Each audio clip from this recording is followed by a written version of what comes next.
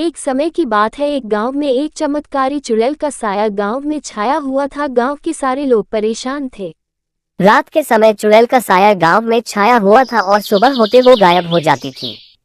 और सुबह होते ही सब अपने अपने काम पर चले जाते थे। उस गांव में एक चमत्कारी तालाब था जहां वो दिन में लोगों को छुप कर देखती थी और रात में उनको थी और लोगों को छुप कर डराती थी, जिससे लोग परेशान होकर अपना सिर झुका के आगे चले जाते थे। और वह ये सब देखकर बहुत खुश होती थी और वह लोगों का पीछा करती और देखती कहाँ घर है, और शाम को अपने रहस्यमय जंगल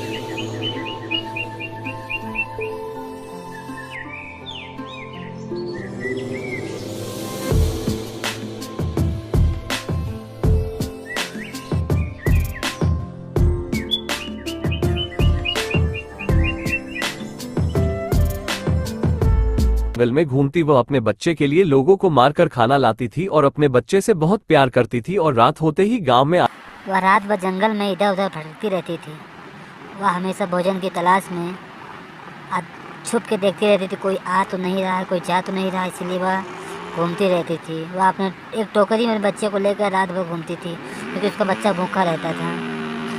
बच्चों को भूखे को देखकर वह गुस्सा में आती थी, इसलिए वह भोजन की तलाश में निकल पड़ती थी और रात में अपने घर में जाकर सो जाती थी। सुबह होते ही वह शांत हो जाती थी। और सुबह होते ही जो राहगीर उस रास्ते से जाते उनका पीछा करती और मारकर खा जाती थी। ये सब देख गांव वाले और वह जो उस रास्ते से जाते थे उनका पीछा करते करते उनके साथ काफी दूर तो चली जाती थी।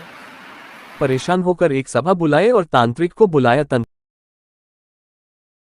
ने अपने जादुई शक्ति से उसका पता लगाया और उसके पास गया। वह पर देखा कि वह लोगों को मार के चुड़ैल इसी जंगल में रहती थी, जिसको गांव वालों को कभी पता ही नहीं था।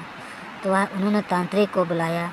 तांत्रिक उसे देखा कि चुड़ैल बच्चों को ले जा रही थी मारकर गया और उसे मार दिया, जिससे गांव वाले बहुत खुश हुए और वो गांव चुड़ैल से मुक्त हो गया और सब खुशी अपना काम करने लगे और सब खुश रहने लगे।